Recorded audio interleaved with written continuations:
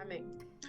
Bueno, Amén. parece mentira, ¿verdad? Pero el año pasado comenzamos el curso, ¿verdad? Y ahora pues estamos llegando al fin de los 22 capítulos del libro de Apocalipsis. Para mí ha sido un privilegio poder compartir la palabra de Dios con todos ustedes. Eh, Voy a tal vez, si es que entran más personas, tal vez repita. Al final, los que recibieron la mayoría de los estudios van a recibir un certificado y pues tienen todas las diapositivas, tienen todos los PDFs para compartirlos con otras personas. Les animo, que ya que el trabajo está hecho, compártanlo con otras personas. Podamos llevar este mensaje a otras partes, a personas que no los conocen. Ayer tuvimos un estudio muy hermoso con un buen grupo y llegó una persona nueva que no conoce de la palabra de Dios, así que entonces nosotros nos da alegría, nos da gozo poder ver que podemos alcanzar a otras personas. Usted no sabe cómo Dios le puede usar y lo importante es que pongamos en práctica lo que hemos aprendido. Este es el capítulo 22, ya el conflicto terminó en el capítulo 20, el conflicto entre el bien y el mal. La semana pasada hablamos de la tierra nueva, ¿verdad? Hablamos de la ciudad. Ahora vamos a ver la última sección de este capítulo. Y todos con Biblia en la mano, comenzamos, ¿verdad? Eh, en el versículo 1 del capítulo 21, digo 22, dice, y vi, después me mostró un río limpio de agua viva, resplandeciente como el cristal que salía del trono de Dios y del Cordero. Hay una sección que a mí me encanta siempre en el libro de Apocalipsis y lo hallamos bastante seguido, muchas veces, la expresión del trono de Dios y del Cordero, del trono de Dios y del Cordero. Porque vamos, en el libro de Apocalipsis siempre encontramos donde está el Padre, ahí está el Hijo también, y está sentado a su diestra, ¿verdad? O sea que reina, los dos reinan, ¿verdad? Y pues sabemos que no encontramos ahí al Espíritu Santo sentado en el trono, porque ustedes se acuerdan que cuando Jesús se iba a ir, él dijo, yo me voy, pero le voy a dejar otro consolador, el Espíritu Santo. El Espíritu Santo está aquí en la tierra. Aquí es reina en los corazones de nosotros, ¿verdad? Así que pero esa expresión es muy bonita del libro de Apocalipsis, donde aparece, ¿verdad? Siempre el Padre y Jesús sentado en el trono. Luego en el versículo 2 dice, y en medio de la calle de la ciudad, y a uno y a otro lado del río estaba el árbol de la vida, que produce 12 frutos, dando cada mes su fruto, y las hojas del árbol eran para la sanidad de las naciones. Si ustedes quieren leer más acerca de este versículo, lo pueden encontrar en Evento de los Últimos Días, página 291. Pero también, acuérdense, vimos que en el trono sale el río, y ahora el árbol que ve Juan está de un lado de una ribera y de la otra ribera. O sea, es un árbol, podríamos decir, especial, no un árbol como el que conocemos hoy en día. He visto árboles, por ejemplo, aquí en California, un poco al norte de donde yo estoy, hay un lugar que se llama Sequoia Park. Y en el Sequoia Park hay unos árboles que les han hecho un hueco en medio, son tan anchos que un vehículo puede pasar en medio, ¿verdad? Del tronco del árbol. Y el árbol está hacia arriba y tiene el hueco que le hicieron en medio, y de un lado y del otro hay árbol y sigue para arriba. Entonces me imagino más o menos así, ¿verdad? Un árbol gigantesco, porque imagínense, para que todos nosotros vayamos a comer y los que se van a salvar van a ser millones de millones. Así que, porque estamos hablando de miles y miles de años, ¿verdad? Solo los últimos que van a estar vivos son 144,000. Imagínense ustedes para que 144,000 personas, y estoy hablando del grupo chiquito, el último, que 150,000 personas puedan ir a comer de un solo árbol, tiene que ser un árbol gigantesco, ¿verdad? Y dice que todos vamos a venir aquí a comer del fruto del árbol y también a hacer uso de las hojas del árbol. Veamos lo que dice Ezequiel capítulo 47 y vamos a leer los versículos 1, 7, 9 y 12. Me hizo volver luego a la entrada de la casa, y he aquí aguas que salían de debajo del umbral de la casa hacia el oriente, porque la fachada de la casa estaba al oriente, y las aguas descendían de debajo hacia el lado derecho de la casa, al sur del altar. Y volviendo yo, vi que en la ribera del río había muchísimos árboles a uno y otro lado. Y toda alma viviente que nadare por donde quiera que entrar en estos dos ríos, vivirá. Y habrá muchísimos peces por haber entrado allá estas aguas, y recibirán sanidad. Y vivirá todo lo que entrare en este río. ¿Y el otro es el 11 o el 12? 12. 12. Y junto al río, en la ribera, a uno y otro lado, crecerá toda clase de árboles frutales. Sus hojas nunca caerán, ni faltará su fruto.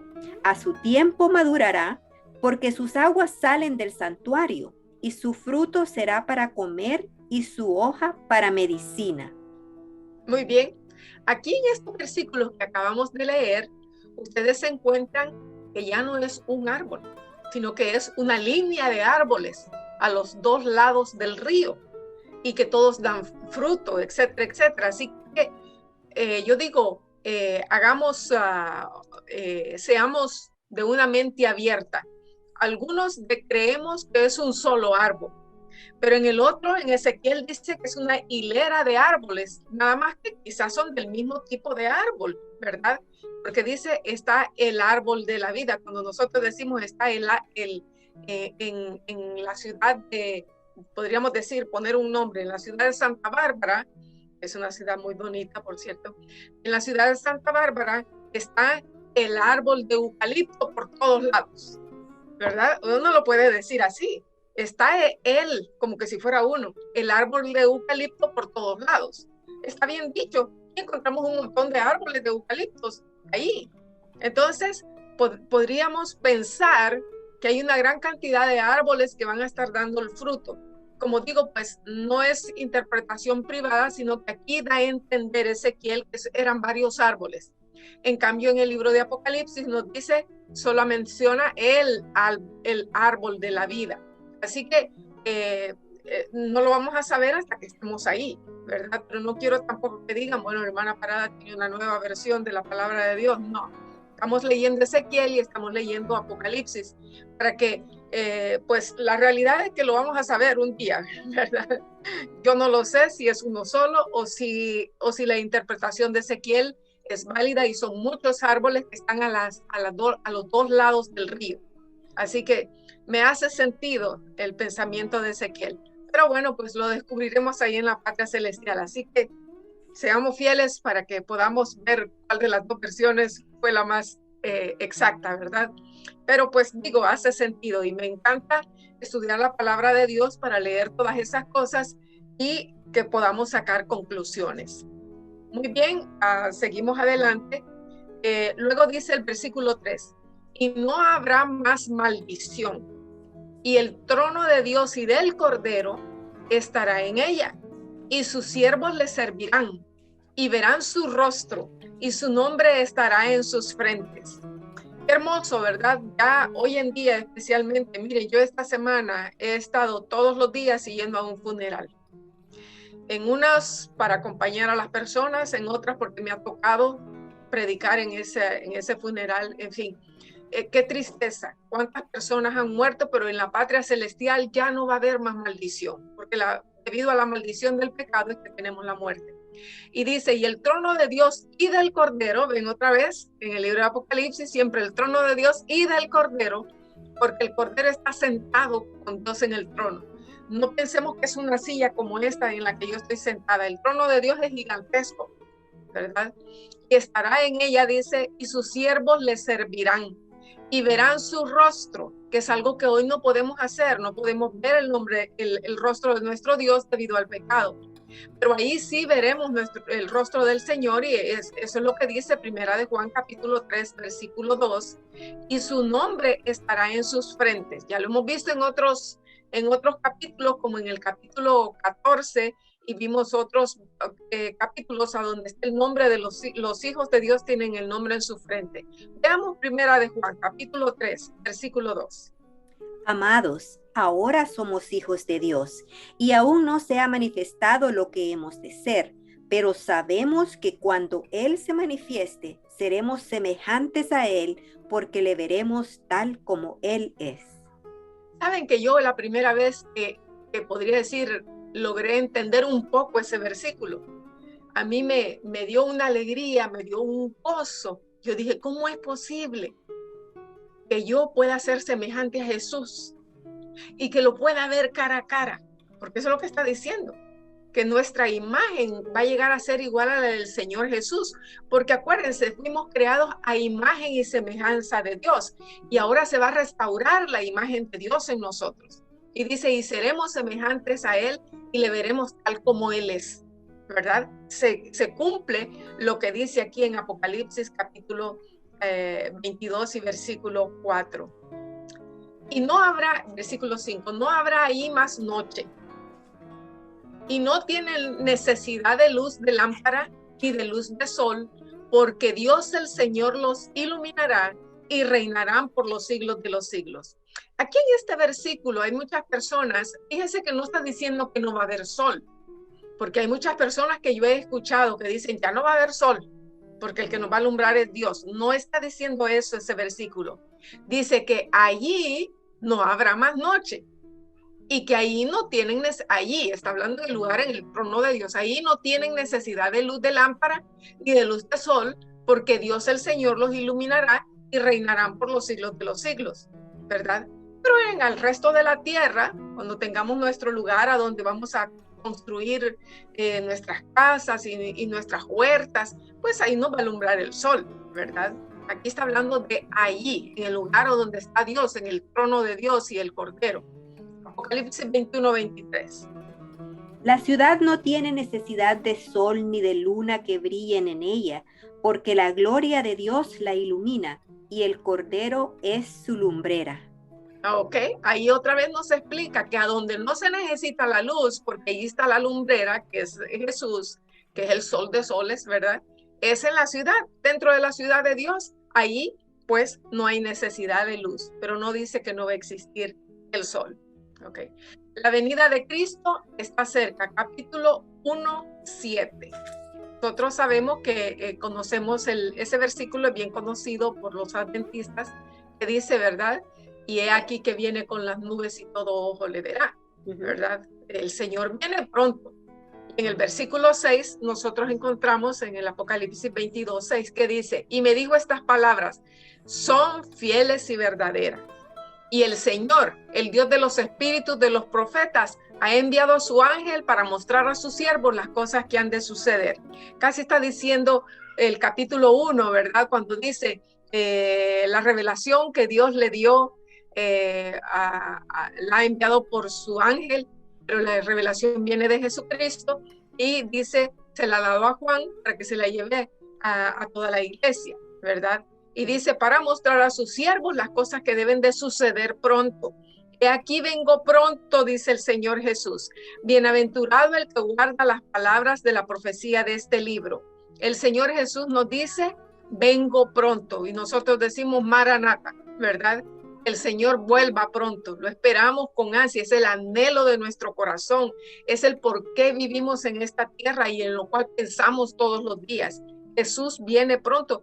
Todas las cosas que estamos viendo hoy en día son gotitas de lo que ya estamos viendo de las trompetas, y después ya se terminan las trompetas, prácticamente se terminó el conflicto, porque ya quedaron divididos los dos grupos y ya solo quedan las plagas postreras, que pues eso va a suceder, podríamos decir, en cuestión de días, y se acaba la historia. Así que seguimos adelante. Luego Juan dice, soy el que oyó y vio estas cosas. Juan está diciendo, yo soy testigo, no me lo inventé, no me lo contaron, sino que yo soy testigo de estas cosas, yo las he visto, y después que las hube oído y visto, me postré para adorar a los pies del ángel que me mostraba estas cosas. Saben que nosotros debiéramos aprender a orar, debiéramos de saber adorar a nuestro Dios. Dios no es cualquier persona y oramos como queremos, no. Dice la palabra de Dios, encontramos en muchas partes, ¿verdad? Donde dice pues la manera como Jesús oraba, como los apóstoles oraban. Veamos algunas, Mateo 26, 39. Yendo un poco adelante, se postró sobre su rostro, orando y diciendo: Padre mío, si es posible, pase de mí esta copa, pero no sea como yo quiero, sino como tú. Muy bien, postrado sobre su rostro, ¿verdad? Esa era la posición de Jesús orando. Veamos San Juan capítulo 11, versículo 32. Saben que la posición de postrarse hasta el suelo es la manera de decirle a Dios que somos polvo. Él lo es todo y nosotros somos polvo. Nosotros nos humillamos delante de Él porque no somos nada. Eso es lo que estamos diciendo. San Juan 11, 32. María, cuando llegó a donde estaba Jesús, al verle, se postró a sus pies diciéndole: Señor, si hubieses estado aquí, no hubiera muerto mi hermano. Y vemos en Lucas también 17, 16. A través de toda la Biblia, saben que es más, los que recibían visiones, ellos caían postrados al suelo. Era el ángel el que los tenía que levantar, ¿verdad? Pero la posición de adoración, ¿verdad? Es esa, de respeto a nuestro Dios. Lucas 17, 16. Y se postró rostro en tierra a sus pies, dándole gracias. Y este era samaritano. Aquí encontramos otro. Imagine, este ni siquiera era del pueblo de Dios, pero entendía bien cómo se adora a Dios, ¿verdad? Yo sé pues que hay circunstancias en las cuales no nos podemos hincar. Vamos manejando y vamos orando con Dios, vamos platicando con Él. Por supuesto, si una persona tal vez está en el lecho del dolor, lo acaban de operar, pues no se espera de que se baje de la cama y se postre. Hay circunstancias especiales. Pero cuando nosotros podemos hacerlo, mostremos esa reverencia a nuestro Dios, postrándonos para adorarlo a los pies, ¿verdad? Muy bien. Pero él me dijo: mira, no lo hagas, porque yo soy consiervo tuyo, de tus hermanos los profetas y de los que guardan las palabras de este libro. Adora a Dios. De paso, ¿verdad? Nuestra adoración le pertenece a Dios. Él es el único Dios verdadero. No nos debemos arrodillar delante de ninguna otra persona, ni siquiera delante de un ángel, ¿verdad? Ahí la palabra de Dios muchas veces nos dice lo mismo, ¿verdad? Así que nuestra adoración le corresponde a Dios y debemos aprender a orar de la manera correcta. Vamos al siguiente versículo. Dice: y me dijo: no selles las palabras de la profecía de este libro, porque el tiempo está cerca. A él se le dice que no selle las palabras de este libro, o sea, del libro de Revelaciones o de Apocalipsis, y vamos a ver que es el mismo libro del cual estaba hablando Daniel en el capítulo 12, versículos 4 y 9. Dice: pero tú, Daniel, cierra las palabras y sella el libro hasta el fin del tiempo. El 9. Muchos correrán de aquí para allá y la ciencia se aumentará. Él respondió: anda, Daniel, pues estas palabras están cerradas y selladas hasta el tiempo del fin. Muy bien, pues ese libro es el que nosotros vimos en Apocalipsis capítulo 5, ¿verdad? Que pues después Jesús lo abre y comienza a abrir los sellos en el capítulo 6.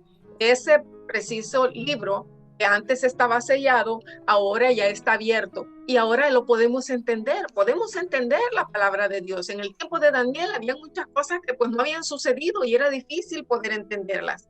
Por ejemplo, vaya, en ese versículo que acaba de leer de Daniel, dice: y la ciencia se aumentará. Ahora nosotros entendemos la ciencia, y cuando está hablando de la ciencia está hablando de todo en general. de la ciencia electrónica, del conocimiento de la palabra de Dios, del entendimiento de las profecías, de todo está hablando. Ahora lo entendemos porque ahora sí se comprenden todas estas cosas. Entonces, vemos el versículo 11, dice, y el que es injusto sea injusto todavía, y el que es inmundo sea inmundo todavía. Allí ya quedaron divididos los dos grupos, los que se pierden y los que se salvan. Veamos Daniel 12:10. Dice, muchos serán limpios y emblanquecidos y purificados. Los impíos procederán impíamente y ninguno de los impíos entenderá, pero los entendidos comprenderán. Muy bien, ahí también. Saben, la palabra de Dios es tan fantástica porque lo que leemos en el Nuevo Testamento también lo encontramos en el Antiguo Testamento. Hay muchas personas que quieren descartar el Antiguo Testamento, ¿verdad? Y nosotros sabemos que los dos se complementan, es una sola cosa, ¿verdad? Entonces allá, como decía Daniel, ¿verdad?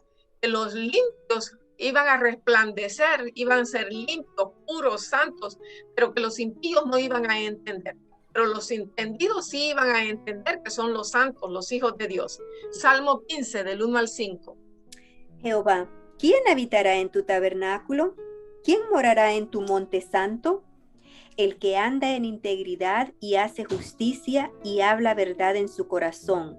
El que no calumnia con su lengua, ni hace mal a su prójimo, ni admite reproche alguno contra su vecino. Aquel a cuyos ojos el vil es menospreciado, pero honra a los que temen a Jehová. El que aun jurando en daño suyo, no por eso cambia. Quien su dinero no dio a usura, ni contra el inocente admitió cohecho. El que hace estas cosas no resbalará jamás. Amén.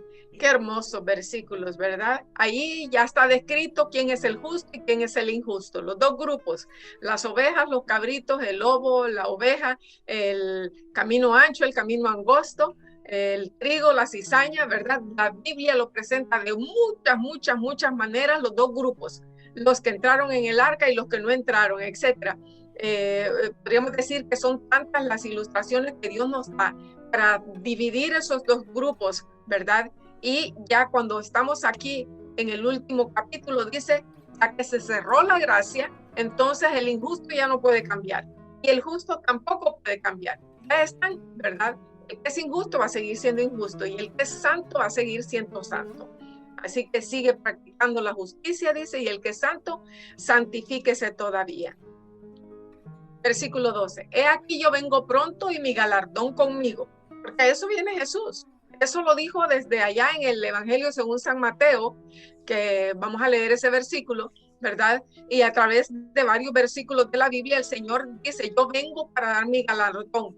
Ayer que estamos en el estudio, estábamos platicando, ¿verdad? Algunos de los comentarios diciendo, ¿verdad? Que si una persona, como creen algunos, que cuando se muere se va al cielo, pues entonces, ¿cómo va a venir Dios a darle un galardón si ya lo recibió? Entonces, veamos lo que dice Mateo capítulo 25, 34 y luego el 46. Entonces el rey dirá a los de su derecha, venid benditos de mi Padre, heredad el reino preparado para vosotros desde la fundación del mundo. Muy bien, ahí vemos en el grupo, el Señor les está dando lo que merecen a los santos, ¿verdad? Porque para eso viene Jesús. Porque si empezamos a leer el capítulo en San Mateo, unos versículos antes, dice, y cuando el Señor venga, se sentará en su trono de gloria y juzgará a las naciones, porque así se llama esa sección, se llama el juicio de las naciones, versículo 46. E irán estos al castigo eterno y los justos a la vida eterna. Al final, ese es el veredicto. Unos se salvan, los otros se pierden, ¿verdad? Y a eso viene Jesús a dar. O sea, no hay nadie en el infierno, como la gente dice, ni hay nadie en el cielo, aparte de los que ya conocemos, como Elías, Moisés, Enoch, ¿verdad? Que sí sabemos, y un grupo más que subió con Jesús en el tiempo de la resurrección, pero aparte de ellos, aún el rey David, dice el libro de los Hechos, todavía tenemos su sepulcro. Mari y yo fuimos unos 3 o 4 años atrás a Tierra Santa, y ahí está el sepulcro, y curioso el asunto, porque usted solo puede ver la mitad del féretro, por decir así, de la caja, porque está dividido entre dos religiones. Los otros de la otra religión van al otro lado al ver a la mitad de la otra mitad de la caja. Es interesante, pero ahí está el sepulcro, ¿verdad? Veamos lo que dice Romanos 2:6. El cual pagará a cada uno conforme a sus obras. Así que Jesús viene a darle a cada uno conforme a sus obras. Y yo siempre digo de que este asunto de las obras con la gracia, bueno, pues la gracia, sabemos que Dios nos salva por gracia. No tenemos que hacer nada para merecer la salvación. Él nos la regala. Pero el que la recibió, automáticamente sus frutos tienen que ser buenos. No se pueden separar los dos. Somos salvos por gracia, pero la demostración de que somos salvos por gracia son nuestras obras. Job, capítulo 34, versículo 11. Porque él pagará al hombre según su obra y le retribuirá conforme a su camino. ¿Ven? Desde el tiempo de Job, y miren que se supone que el tiempo de Job vivió antes que Moisés, pero Moisés escribió acerca de él, ¿verdad? Así que entonces dice el Señor, yo vengo pronto y mi galardón conmigo para recompensar a cada uno según su obra. Yo soy el alfa y la omega, el principio y el fin, el primero y el último. El Señor siempre dice quién es Él. Cuando dice el alfa y la omega, yo soy desde el principio hasta el fin, desde la A hasta la Z, no hay nada más que yo, dice el Señor. Soy el principio y el fin y no hay nada más entre medio que yo. Y soy el primero y el último. Lo dice de muchas maneras para que nosotros entendamos que Él lo abarca todo, lo llena todo. Y ese es nuestro Dios que viene por nosotros. Bienaventurados los que lavan sus ropas para tener derecho al árbol de la vida y para entrar por las puertas de la ciudad. En otros capítulos, ya lo hemos leído, pero lo vamos a leer otra vez, ¿qué significa lavarse las ropas? ¿Verdad? Apocalipsis 19:8. Y a ella se le ha concedido que se vista de lino fino, limpio y resplandeciente, porque el lino fino es las acciones justas de los santos. El lino fino, esas ropas finas, blancas que tenemos, significan las acciones justas de los santos. ¿Y cuáles son las acciones justas? Guardamos los mandamientos de Dios. Somos obedientes a su palabra. Cuando el Espíritu Santo nos impresiona, hoy estaba hablando con una dama, una compañera de trabajo, y le digo yo, el Señor tiene un propósito para ti. Tú tienes que ponerte a trabajar para el Señor. Le estaba enseñando algunos de mis trabajos que hago, ¿verdad? De las predicaciones que preparo, etcétera, etcétera. Le digo, es tiempo que tú también te pongas a trabajar para el Señor. Y el Espíritu Santo, yo creo que pienso que es una persona receptiva y me dice, tienes razón, dice, voy a empezar a preparar algo. Dice, voy a empezar a pedirle al Espíritu Santo que me ayude y me diga qué tengo que hacer. Y eso es lo que nosotros también tenemos que hacer. Todo verdadero hijo de Dios nace en el reino de los cielos como misionero. Amén. Y eso es así. No te puedes quedar con lo que Dios te ha dado. Tienes que compartirlo con otro. Así que entonces, ¿verdad? Dice que los santos lavan sus ropas y eso son las acciones justas de los santos. Versículo 15. Pero los perros estarán fuera. Es una palabra bien fuerte, ¿verdad? Pero los perros estarán afuera y los hechiceros, los fornicarios, los homicidas, los idólatras y todo aquel que ama y hace mentira. Ya quedaron los dos grupos separados. Los malos van a estar fuera de la ciudad, como lo vimos en el capítulo 20, ¿se acuerdan? Los santos están dentro de la ciudad y fuera de la ciudad están todos los malos que se están alineando con Satanás para hacer guerra a los santos. Yo, Jesús, dice, he enviado mi ángel para daros testimonio de estas cosas en las iglesias. Yo soy la raíz y el linaje de David, la estrella resplandeciente de la mañana. Veamos lo que dice segunda de Pedro, capítulo 1, versículo 19. Tenemos también la palabra profética más segura, a la cual hacéis bien en estar atentos como a una antorcha que alumbra en lugar oscuro, hasta que el día esclarezca y el lucero de la mañana salga en vuestros corazones. Muy bien, la estrella resplandeciente de la mañana es Jesús, pero nos ha dado esa antorcha, esa que es la palabra de Dios y que es lo que estamos estudiando hoy, ¿verdad? Y que el Señor quiere que seamos lumbreras donde quiera que vayamos, porque si tenemos el carácter de Cristo y Él es la estrella resplandeciente de la mañana, no es posible que nosotros nos resplandezcamos. Apocalipsis capítulo 2, versículo 28. Y le daré la estrella de la mañana. Qué hermoso, ¿verdad? Jesús es nuestra estrella. Él es la estrella resplandeciente de la mañana. Jesús va a ser nuestro, estará con nosotros, así como estaba con Adán y Eva todos los días, llegaban a platicar, me imagino que jugaban, cantaban, platicaban, hacían muchas cosas juntos. Saben, la palabra de Dios no nos dice cuántos años estuvo Jesús con Adán y Eva en el jardín del Edén antes de pecar, pero yo me imagino que pasaron algunos años y deben haber desarrollado una amistad muy hermosa, muy linda. Pues nosotros también se nos va a dar la estrella de la mañana. El Espíritu y la esposa dicen ven, ven. El Espíritu Santo dice ven. La esposa, que es la ciudad, dicen ven. Y el que oye, que somos tú y yo, debemos decirle a la gente, vengan, aprendan. Saben que cuando yo estoy estudiando la palabra de Dios, yo les digo a las personas, ven qué bella es la palabra de Dios, miren cuánto hemos aprendido, cosas que no sabíamos, ¿verdad? Hay que ponerle el corazón a la predicación de la palabra para que la gente se emocione con la palabra de Dios. Hay que mostrarse, debemos ser vendedores eficaces de la palabra de Dios, aunque pues se la vamos a dar sin precio, ¿verdad? Así como Jesús nos da la salvación sin precio. Pero hay que decirle, ven. Y el que tenga sed, dice el Señor, venga.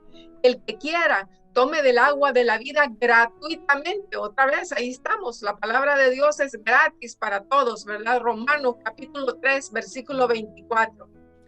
Siendo justificados gratuitamente por su gracia, mediante la redención que es en Cristo Jesús. Saben que cuando yo salgo de un estudio bíblico, yo puedo sentir la presencia del Espíritu moviéndose. También puedo sentir cuando hay algún demonio que quiere interrumpir el estudio de la palabra de Dios. Yo lo puedo sentir, hay una guerra ahí. Cuando estamos dando estudios bíblicos, en algunas ocasiones hay guerra espiritual ahí, pero en la gran mayoría de los casos, cuando estamos dando estudios y no hay demonios, se siente la paz y se siente la tranquilidad. Cuando se estudia la palabra de Dios, hay una dulzura, hay una riqueza, hay una satisfacción. Y uno se va a la casa alabando el nombre de Dios, cantándole al Señor, ¿verdad? El Señor quiere que nosotros compartamos su palabra gratuitamente, llevársela a todos los necesitados. Están muriendo miles y miles todos los días sin Cristo. Nosotros somos llamados a llevar esa palabra. El Señor dice, y el Espíritu y la esposa dicen, ven, bueno, esto ya lo vimos aquí. Yo testifico, dice el Señor, a todo aquel que oye las palabras de esta profecía, de este libro. Si alguno le añade a estas cosas, Dios traerá sobre él las plagas que están escritas en el libro. En este libro nos describe las plagas en el capítulo 16 y 17, ¿verdad? Encontramos las plagas y dice, aquel que le añade a las cosas que Dios ha dicho. Pues, miren, ayer estábamos en un estudio y uno de las estudiantes, ella ya traía escritos los versículos que iba a preguntar. Y entonces, cuando hizo su pregunta, le digo yo, ¿por qué le parece si en lugar de contestarle yo, porque me dijo, ¿y usted qué piensa de esto y esto y esto y esto? Y le digo yo, ¿qué le parece si en lugar de contestarle yo, busquemos en la palabra de Dios lo que dice acerca del asunto? Debemos contestar siempre con un escrito está, porque nuestra palabra no tiene de dónde agarrarse. No tenemos autoridad, no tenemos poder. En cambio, la palabra de Dios es dinamita, el evangelio de Dios es poderoso. Y cuando le contestamos con un escrito está, ahí termina el asunto, ¿verdad? Así que entonces, pero no debemos añadirle. Hay personas que dicen, mira, la palabra de Dios dice, ayúdate que yo te ayudaré. Yo les digo, ¿me podría decir a dónde está ese versículo? Porque yo no lo he encontrado, ¿verdad? O las personas dicen, es que la Biblia dice esto y esto y esto. Y le digo yo, ¿me podría mostrar dónde dice? Porque, pero hay que conocer la palabra de Dios para poder decir eso. Miren, yo todos los años hago mi año bíblico, ahorita ya estoy en Crónicas, ¿verdad? En este mes. Y cuando se termine el año, comienzo otra vez. Y así voy, y saben, cada año descubro nuevas cosas. Así que aprendamos a saber tener la respuesta, pero con un escrito está, no lo que nosotros creemos. Así que no debemos ni añadirle ni quitarle. Bueno, en este caso dice añadirle, porque Dios va a traer entonces las plagas sobre nosotros. Y luego dice, y si alguno le quita las palabras del libro, porque hay algunos que no les gusta algunas cositas que dice, como pues conocemos la iglesia madre que ha quitado hasta mandamientos enteros porque no les gusta.